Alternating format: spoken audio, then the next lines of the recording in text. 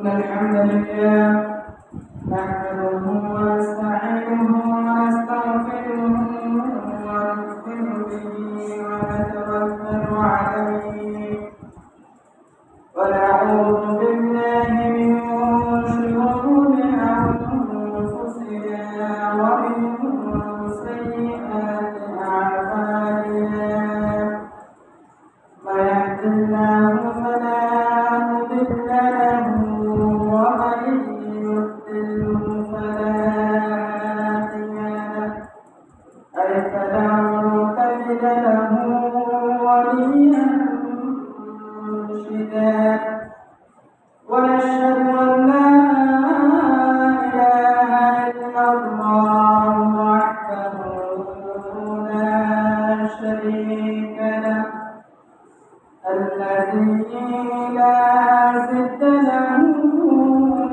ولا ند له لا مثل له ولا مثيل له لا شبه له ولا شبيه له وهو الفرد الصمد الذي لم يلد ولم يولد ولم يكن له كفوا أحد ونشهد أن سيدنا ونبينا وشفيعنا وحبيبنا وطبيبنا وطبيب أرواحنا محمدا عبد الله ورسوله الذي أرسله الله بالحق بشيرا ونذيرا وداعيا إلى الله بإذنه وسراجا منيرا فقد قال الله تعالى في كلامه المجيد وفرقانه الحميد أعوذ بالله من الشيطان الرجيم بسم الله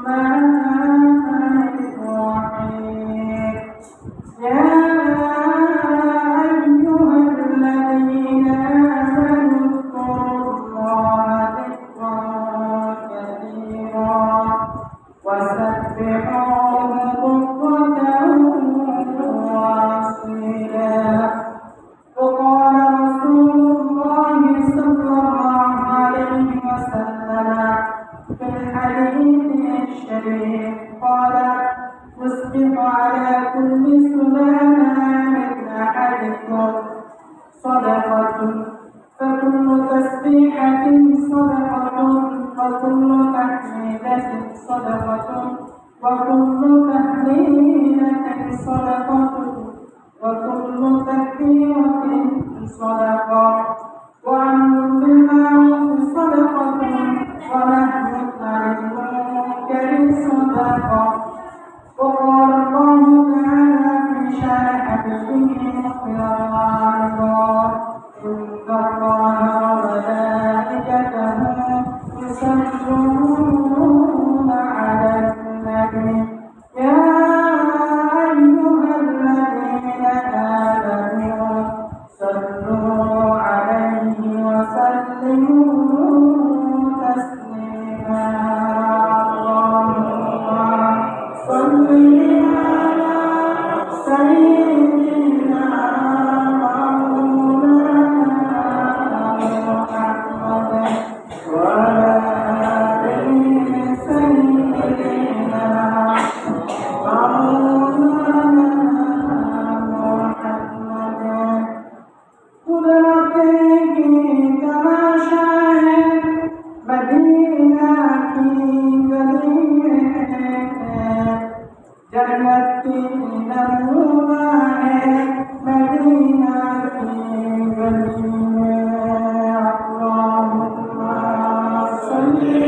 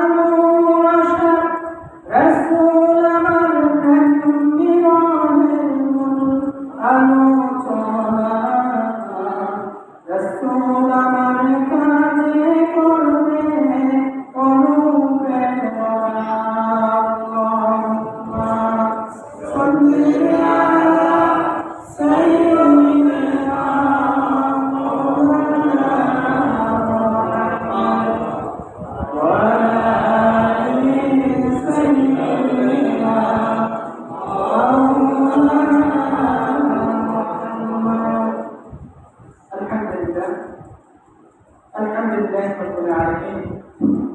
महान रब करीम के दरबार के ज़ात पाक के दरबारे लाखों कोटि शुक्रिया যিনি আমাদেরকে হাজার হাজার মানুষকে বাঁচিয়ে তুলুন। আল্লাহ সুবহানাহু ওয়া তাআলা সবচেয়ে প্রিয় স্থান, সবচেয়ে পবিত্রতম জায়গা আল্লাহ তাআলার জমিনের ভিতরে মসজিদের মধ্যে এসে আল্লাহ তাআলার ইবাদত, অন্যতম একটি ফরজ ইবাদত জুমার নামাজ আদায় করার জন্য যে আশার তৌফিক দান করেছেন, এই জন্য মহান মুনিবের দরবারে কালিমাত শুকর আদায় করে আলহামদুলিল্লাহ। পবিত্র দরুদ সালাম বিশ্ব মানবতার প্রতিষ্ঠানে আপায়ে নামদার তারিকায়ে মদিনা নূর মুজাসসাম আহমদ মুজতবা মুহাম্মদ মুস্তাফা সাল্লাল্লাহু আলাইহি ওয়াসাল্লাম আবার বলি মুহাম্মদের সুরে সাল্লাল্লাহু আলাইহি ওয়াসাল্লাম। সম্মানিত হাজিরিন কিরাম, আমি আপনাদের সামনে পবিত্র কালামুল্লাহ শরীফের একটি আয়াত তেলাওয়াত করেছি। এই আয়াতের আলোকে আল্লাহ সুবহানাহু ওয়া তাআলা যদি আমাকে তৌফিক দান করেন তাহলে কিছু কথা কোরআন হাদিসের আলোকে বলার চেষ্টা করব। সম্মানিত হাজিরিন কিরাম, আল্লাহ তাআলা কালামুল্লাহ শরীফের মধ্যে ইরশাদ করেন সূরা আনফালের 41 এবং 42 নম্বর আয়াতে, يا أيها الذين آمنوا اذكروا الله ذكرا كثيرا وسبحوه بكرة وأصيلا।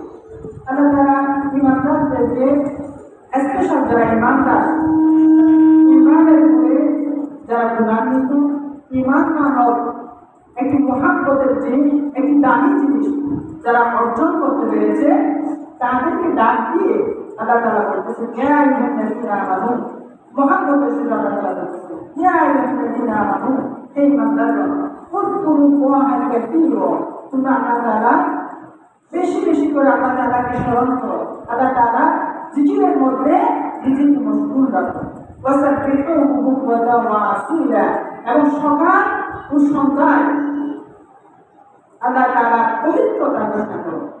সম্মানিত হাজিরিন কিরাম, আল্লাহ সুবহানাহু ওয়া তাআলা এই আয়াতের তাফসীর করতে গিয়ে মুফাসসিরিনে কেরামগণ যিকরুল্লাহ তথা আল্লাহ তাআলার জিকিরে দুইটি প্রকার বিভক্ত করেছেন। কয়টি প্রকার বলেছি? যিকরুল্লাহকে দুইটি প্রকারে। একটি হচ্ছে আতিকুল আম তথা ব্যাপক জিকির। এই জিকিরের মধ্যে রয়েছে আমরা দৈনন্দিন যে সমস্ত ইবাদতের মধ্যে নিজেকে মশগুল রাখি, নামাজ বলেন, রোজা বলেন, হজ বলেন, যাকাত বলেন এবং অন্যান্য যে ইবাদত রয়েছে সেই সমস্ত ইবাদতগুলো যিকরুল আমের অন্তর্ভুক্ত। দ্বিতীয় নম্বর প্রকার হচ্ছে যিকরুল খাস, নির্দিষ্ট জিকির। এই জিকির কোনটা?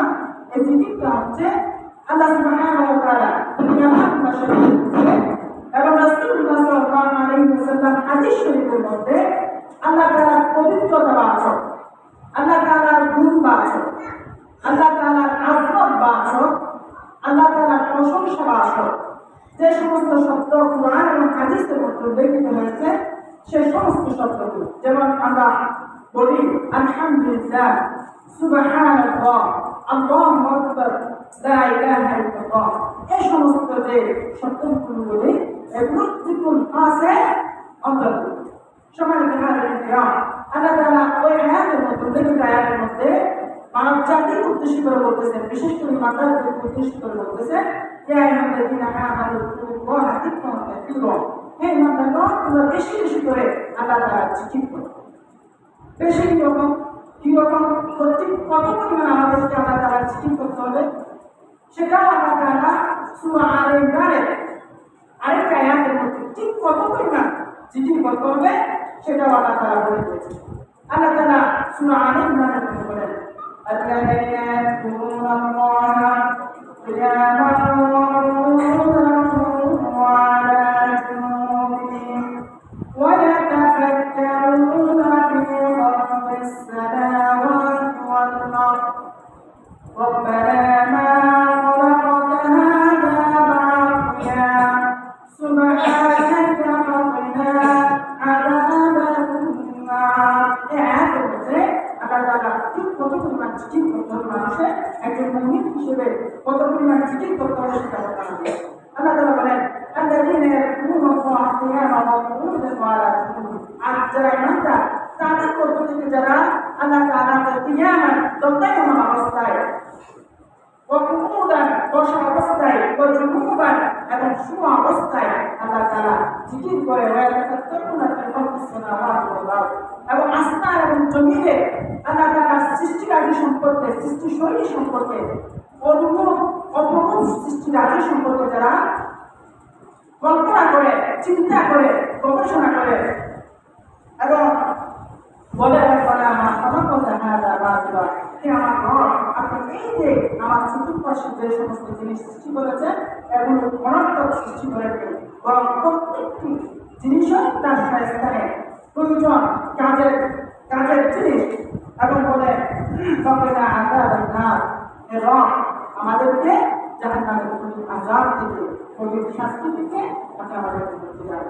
সম্মানিত হাজিরান, এই আয়াতে ব্যাখ্যা করতে গিয়ে তাফসীর জগতের সম্রাট ইমাম কুরতুবী রাহিমাহুল্লাহ তার তাফসীরে কুরতুবীর মধ্যে বলেছেন এই আয়াতের মধ্যে আল্লাহ তাআলা তিনটি অবস্থার কথা বর্ণনা করেছেন মানুষের। কোনটি অবস্থা? তিনটি অবস্থা। তিনটি অবস্থা কি? হয়তো মানুষ দাঁড়ানো অবস্থায় থাকে, হয়তো বসা অবস্থায় থাকে, হয়তো শুয়া অবস্থায় থাকে। এই তিনটি অবস্থা থেকে মানুষ খালি থাকে। আর আয়াতের মধ্যে আল্লাহ তাআলা এই তিনটি অবস্থার কথা উল্লেখ করে মানুষকে এই কথা বোঝাতে চাচ্ছে মানুষ খানা অবস্থায় থাকুক, দাঁড়ানো অবস্থায় থাকুক, বসা অবস্থায় থাকুক কিংবা শুয়া অবস্থায় থাকুক, প্রত্যেকটি মুহূর্তে প্রত্যেকটি সেকেন্ডে আল্লাহ তাআলা স্মরণ করা, আল্লাহ তাআলার জিকির করা মানুষের জন্য আবশ্যক। সুবহানাল্লাহ। এই জন্য প্রত্যেকটি মানুষের উচিত মুসলমান হিসেবে আল্লাহ তাআলা প্রতিনিয়ত প্রতিটি মুহূর্তে আমাদের জবান থেকে আমাদের মুখ থেকে সবসময় আল্লাহ তাআলার নাম, আল্লাহ তাআলার জিকির জারি সারি করতে হবে। সমান জিকির কতটি গুরুত্বপূর্ণ এই প্রসঙ্গে রাসূলুল্লাহ সাল্লাল্লাহু আলাইহি ওয়াসাল্লাম হাদিস শরীফের মধ্যে ইরশাদ করেন যে হাদিসটি রাসূলুল্লাহ সাল্লাল্লাহু আলাইহি ওয়াসাল্লামের অন্যতম একজন জলিলুল কদর সাহাবী হযরত আবু বকর রাদিয়াল্লাহু তাআলা আনহু ইরশাদ করেছেন, রওয়ায়াত করেছেন রাসূলুল্লাহ সাল্লাল্লাহু আলাইহি ওয়াসাল্লাম ইরশাদ করেন ইস্তিগফার কুল্লি সুলানা যখন একজন মানুষ ফজর করে সুবহ সাদিকের পর যখন জেগে ওঠে রাসূলুল্লাহ সাল্লাল্লাহু আলাইহি ওয়াসাল্লাম বলেন তখন প্রত্যেক মানুষের যে সমস্ত হাত রয়েছে আমাদের শরীরে হাত রয়েছে হাত আছে না? চিকিৎসা বিজ্ঞানের পরিভাষা অনুযায়ী একজন মানুষের 206 থেকে 208 পর্যন্ত হাত থাকে, অস্থি গ্রন্থ থাকে। আল্লাহ রাসূল বলতেছেন একজন মানুষ যখন ফজর করে তখন ওই প্রত্যেকজন মানুষের জন্য ওয়াজিব হয়ে যায় প্রত্যেকটি হাড়ের পক্ষ থেকে এক একটি সদকা দেওয়া। সুবহানাল্লাহ। প্রত্যেকটা হাড়ের পক্ষ থেকে যদি একজন মানুষ সদকা আদায় করা ওয়াজিব যদি হয়ে যায়, বলে দেখো একটি হাত থেকে যদি একজন মানুষ 1 টাকা করেও যদি সদকা করে তাহলে কত টাকা সদকা করতে হবে? 206 টাকা অথবা 208 টাকা যদি সদকা করা তাহলে ওয়াজিব হয়ে যাবে। অথচ রাসূলুল্লাহ সাল্লাল্লাহু আলাইহি ওয়াসাল্লাম মানুষের মধ্যে তো সব মানুষ ধনী নয়, কিছু মানুষ এমন রয়েছে যাদের দৈনিক 5 টাকা ইনকাম করার সুযোগ হয় না, তারা কি করবে? তাদের জন্য এবং প্রত্যেকটা মানুষের জন্য আল্লাহ রাসূল সাল্লাল্লাহু আলাইহি ওয়াসাল্লাম একটা সুযোগ করে দিয়েছেন। রাসূল সাল্লাল্লাহু আলাইহি ওয়াসাল্লাম উম্মতদেরকে উদ্দেশ্য করে বলতেছেন, আমার উম্মতরা তোমাদের টাকা সদকা করতে হবে না, বরং তাকুল তাসবিহাতুন সাদাকা। কেউ যদি সকালে উঠে আল্লাহ সুবহানাহু ওয়া তাআলা তাসবিহ যদি পাঠ করে আল্লাহ তাআলা পবিত্রতা যদি ঘোষণা করে সুবহানাল্লাহ যদি বলে, আল্লাহ রাসূল বলতেছে এই সুবহানাল্লাহ বলাটা ওই ব্যক্তির পক্ষ থেকে আল্লাহ তাআলার কাছে একটা সদকা হিসেবে করতে হবে। সুবহানাল্লাহ, আলহামদুলিল্লাহ, আল্লাহ তাআলা আমাকে সুযোগ করে দিয়েছেন। আল্লাহ রাসূল বলতেছেন কখন তাহমিদাতুন সাদাকা, শুধু সুবহানাল্লাহ বলে সদকা হলে করতে হবে। কখন তাহমিদাতুন সাদাকা, এবং মানুষ যদি আল্লাহ তাআলার প্রশংসা বাড়াচ্ছে তবে আলহামদুলিল্লাহ বলে প্রত্যেকটা আলহামদুলিল্লাহ বিনিময়ে আল্লাহ তাআলা ওই ব্যক্তির আমলনামায় একটি সদকা সওয়াব দান করবেন। সুবহানাল্লাহ। আল্লাহ রাসূল বলতেছেন তাহমিদাতুন সাদাকা, এভাবে কোনো মানুষ যদি লা ইলাহা ইল্লাল্লাহ বলে বলে যদি জিকির করে, এই জিকিরটাও ওই ব্যক্তির পক্ষ থেকে আল্লাহ তাআলার কাছে সদকা হিসেবে পরিগণিত হবে। আল্লাহ রাসূল বলতেছেন, বকুল তাকবীর ওয়া সাদাকা, এবারে কোনো মানুষ যদি তাকবীর বলে, যদি আল্লাহু আকবার বলে, এই আল্লাহু আকবার বলার কারণে এই আল্লাহু আকবার বলাটা ওই ব্যক্তির আমলনামার মধ্যে সদকা হিসেবে গণ্য। সুবহানাল্লাহ। আল্লাহ রাসূল বলেন, ওয়া আমরুন বিল মা'রুফ ওয়া সাদাকাতুন, আপনি রাস্তার মধ্যে হাঁটতেছেন, কোনো মানুষকে ভালো কাজের দিকে আদেশ করবেন, ভালো কাজের পরামর্শ দিলেন, আল্লাহ রাসূল বলতেছেন এই যে আদেশ করাটা, ভালো কাজের দিকে মানুষকে ডাকাটা, আহ্বান করাটা, এটাও সদকা হিসেবে পরিগণিত।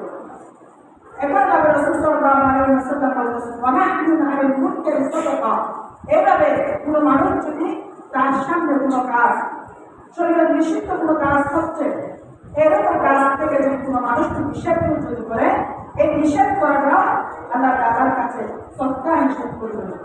সুবহানাল্লাহ। তাহলে আমরা পারবো না নিজের আমলনামার মধ্যে প্রতিনিয়ত প্রতিটি মুহূর্তে এবং প্রতিটি হারে সদকা আদায় করতে আমরা সক্ষম হবো না?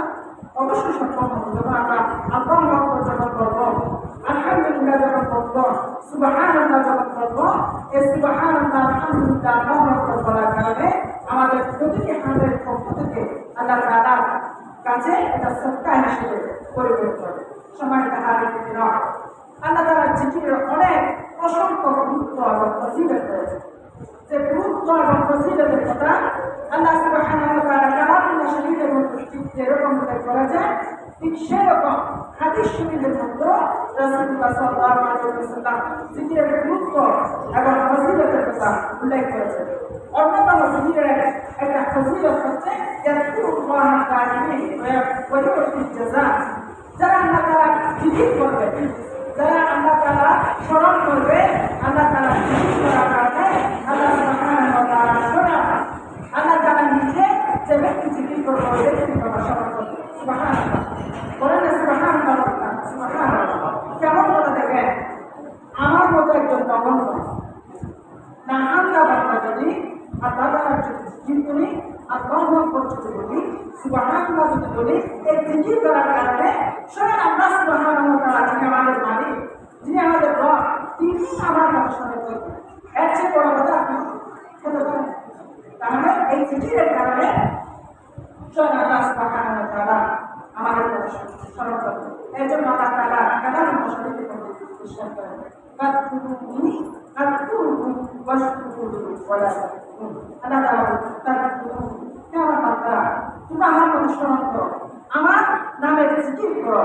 আযকুরকুম, যদি তুমি আমার কথা স্মরণ করো, আমার নামের যদি জিকির যদি করতে পারো, আযকুরকুম, আমি তোমার কথা স্মরণ করব।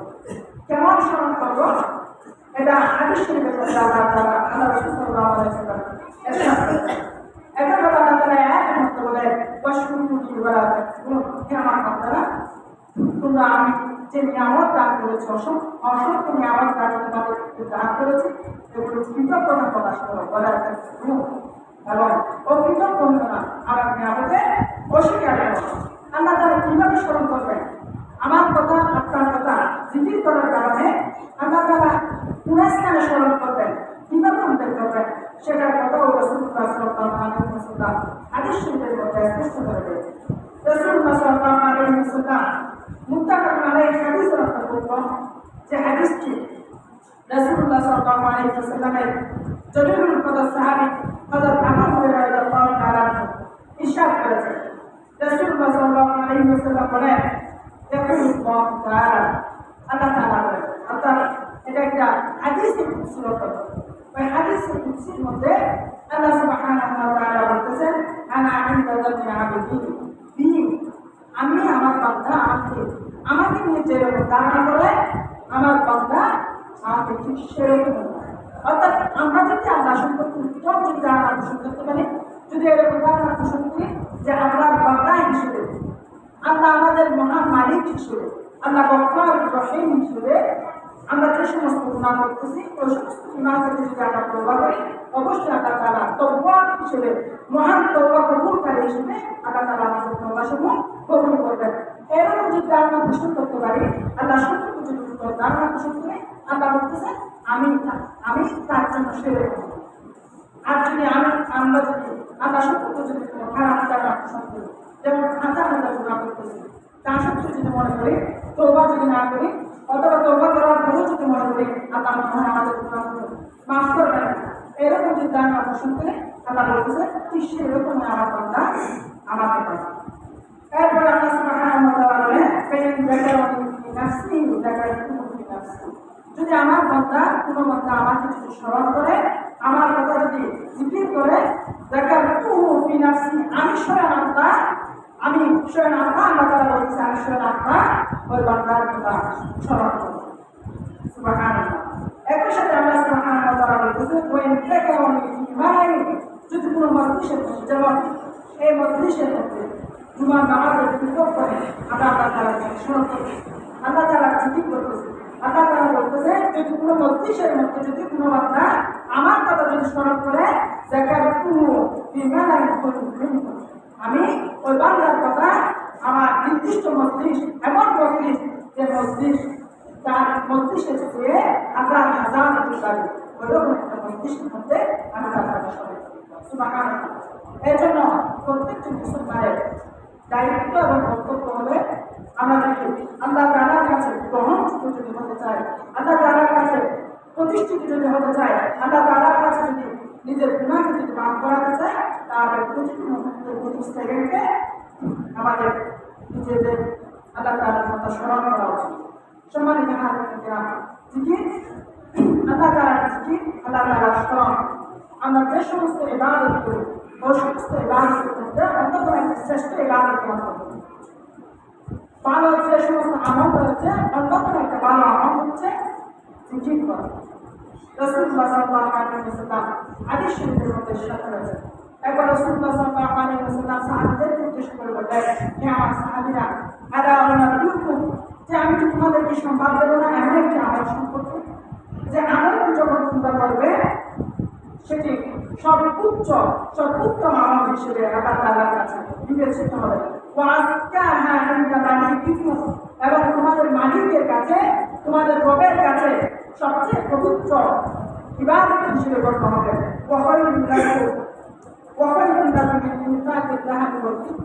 এবং সম্পূর্ণ আল্লাহ তাআলার কাছে, আল্লাহ তাআলার মধ্যে খরচ করার চেয়ে, ব্যয় করার চেয়ে আল্লাহ তাআলার কাছে এই আমলটা করা অনেক বেশি গুরুত্বপূর্ণ।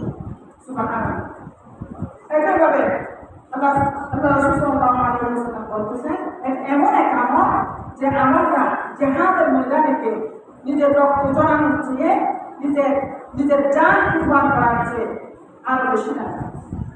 রাসূলুল্লাহ সাল্লাল্লাহু আলাইহি ওয়াসাল্লাম সাহাবায়ে কেরাম এবার রাসূলুল্লাহ সাল্লাল্লাহু আলাইহি ওয়াসাল্লাম জিজ্ঞেস করলেন, হে আল্লাহর রাসূল, এমন গুরুত্বপূর্ণ আমল আছে যে আমলটি আল্লাহ তাআলার কাছে সবচেয়ে পবিত্র, আমাদের আমল নামার ক্ষেত্রেও অনেক গুরুত্বপূর্ণ এবং আল্লাহ তাআলার কাছে সবচেয়ে গ্রহণযোগ্য, সে আমলটা কি? রাসূলুল্লাহ সাল্লাল্লাহু আলাইহি ওয়াসাল্লাম তখন সাহাবায়ে কেরামকে উদ্দেশ্য করে বললেন, হে আমার সাহাবীরা, এই আমলটা হচ্ছে যিকরুল্লাহ ওয়া তাআলা। সুবহানাল্লাহ। তাহলে দেখেন এই যিকরুল্লাহ করার কারণে, আল্লাহ তাআলার জিকির করার কারণে কয়েকটা জিনিস থেকে আমরা কয়েকটা জিনিসের আমল চেয়েও এই আমলটা অনেক গুরুত্বপূর্ণ হিসেবে হাদিসে বলা এসেছে। একই সাথে রাসূলুল্লাহ সাল্লাল্লাহু আলাইহি ওয়াসাল্লামের হাদিসের দ্বারা আমরা জানতে পারি, যখন একজন মানুষ জিকির করে, এই জিকিরের কারণে আল্লাহ সুবহানাহু ওয়া তাআলা রহমত ওই সমস্ত ব্যক্তিদেরকে দেখে রাখেন, আবৃত করে রাখেন। সুবহানাল্লাহ। রাসূলুল্লাহ সাল্লাল্লাহু আলাইহি ওয়াসাল্লাম ইরশাদ করেন, লা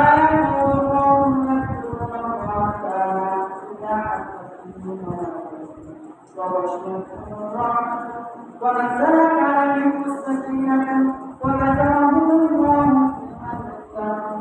রাসূলুল্লাহ সাল্লাল্লাহু আলাইহি ওয়াসাল্লাম বলেন, যখন একজন মানুষ বসে বসে আল্লাহ তাআলার স্মরণ করবে, আল্লাহ তাআলার জন্য জিকির করবে, তখন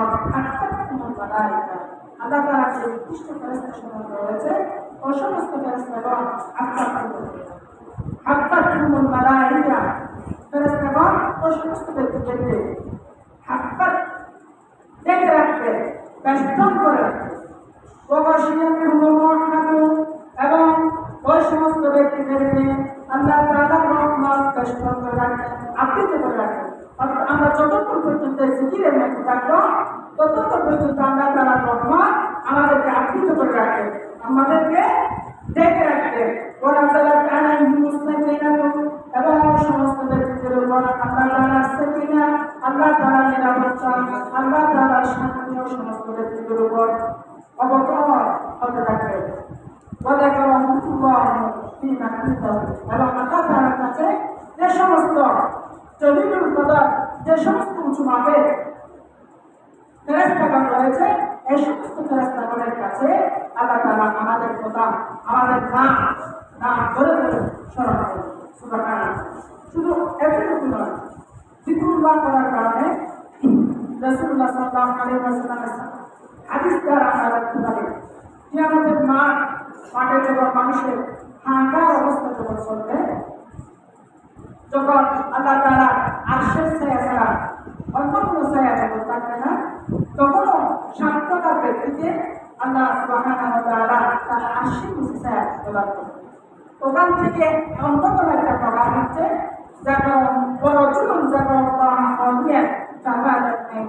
ওই সমস্ত ব্যক্তি, ওই সমস্ত পুরুষরা, ওই সমস্ত মানুষরা যারা একাকিত্ব জগৎ থাকে, বিশেষ করে একাকী অবস্থায় জগৎ থাকে, আল্লাহ তাআলাকে স্মরণ করে, আল্লাহ তাআলার জিকির করে, এবং আল্লাহ তাআলার বইয়ে, আল্লাহ তাআলার আযমের বইয়ে, আল্লাহ তাআলার আযমিয়তের বইয়ে, আল্লাহ তাআলার আযাবের বইয়ে নিজের শক্তিতে তবস্সুর ঘোষণা করে। সুবহানাল্লাহ। আমরা যদি ওই সান্ত্বনার ব্যক্তিদের অনন্য একটা প্রকারের যদি অন্তর্ভুক্ত হতে চাই, তাহলে আমাদের জন্য কি করতে হবে? বেশি বেশি আল্লাহ তাআলার জিকিরের মধ্যে মশগুল থাকতে হবে, সময় দেখা না। একই সাথে যখন একজন মানুষ আল্লাহ তাআলার জিকির করবে, এই জিকির করাটা মানুষের প্রশান্তির কারণ হয়ে দাঁড়ায়। মানুষ যখন আল্লাহ তাআলার জিকির করবে, তখন হাজার অশান্তির মধ্যে থাকা সত্ত্বেও আল্লাহ তাআলার পক্ষ থেকে এমন এক রহমত, এমন এক শান্তি ওই ব্যক্তি রূহের মধ্যে, ওই ব্যক্তির মানসিক অবস্থার মধ্যে ঢুকিয়ে দেবে, যে কারণে ওই মানুষের অন্তরের মধ্যে এক ধরনের সাকিনা, এক ধরনের প্রশান্তি সে ব্যক্তি অনুভব করবে। রাসূলুল্লাহ আল্লাহ সুবহানাহু ওয়া তাআলা সূরা নাদের মধ্যে, সূরা নাদের 28 নম্বর আয়াতের মধ্যে আল্লাহ তাআলা ইরশাদ করেন, আল্লাযীনা আমানু, যারা ঈমান এনেছে, এবং আল্লাহ তাআলা জিকিরের দ্বারা নিজের আত্মাকে, নিজের নফসকে, নিজের মনকে প্রশান্ত করে। আল্লাহ যিকিরুল্লাহ তাতমাইন্নুল কুলুব, আল্লাহ তাআলা বলেছেন, আল্লাহ যিকিরুল্লাহ তাতমাইন্নুল কুলুব, হে আমার বান্দারা শোনো রাখো, যিকিরুল্লাহ তাতমাইন্নুল কুলুব, আল্লাহ তাআলা জিকিরের মাধ্যমে মানুষের অন্তর প্রশান্তি লাভ করে, মানুষের অন্তর শান্তি লাভ করে। এই জন্য আমরা মানসিক প্রশান্তি যদি করতে চাই, আমাদের প্রত্যেকের জন্য উচিত হবে আল্লাহ তাআলা জিকির করতে নিজেদেরকে প্রস্তুত রাখা। একইভাবে এই জিকির করাটা মানুষের গুনাহ ক্ষমার অন্যতম একটা মাধ্যম। কালাম শরীফের মধ্যে আল্লাহ তাআলা সূরা আহজাবের মধ্যে ইরশাদ করেন,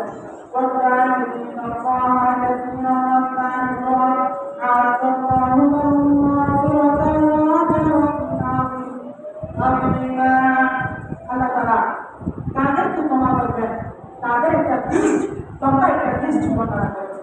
ওখান থেকে সর্বশেষ লিস্ট হচ্ছে, সর্বশেষ কথা হচ্ছে এবং পুরুষ এবং মহিলাদের মধ্যে যারা বেশি বেশি করে আল্লাহ তাআলাকে স্মরণ করে, তাদের জন্য রয়েছে আল্লাহ তাআলার ক্ষমা এবং মহান পুরস্কার। এই জন্য সময় আমরা যদি আল্লাহ তাআলার ক্ষমা এবং আল্লাহ তাআলা আমরা যে সমস্ত গুনাহগুলো, সেই সমস্ত গুনাহগুলো মুক্তি পেতে চাই, এই সমস্ত গুনাহ ক্ষমা পেতে চাই, তার প্রত্যেকটি আমাদের নিজেদেরকে সবসময় উদা অবস্থায়, বসা অবস্থায়, শুয়া অবস্থায়, প্রত্যেকটি মুহূর্তে আল্লাহ তাআলার জিকিরের মধ্যে মশগুল করা আবশ্যক। যে সমস্ত কথা বলেছে আল্লাহ সুবহানাহু ওয়া তাআলা আমাকে এবং আমাদের সবাইকে আমার السلام عليكم ورحمة الله وبركاته.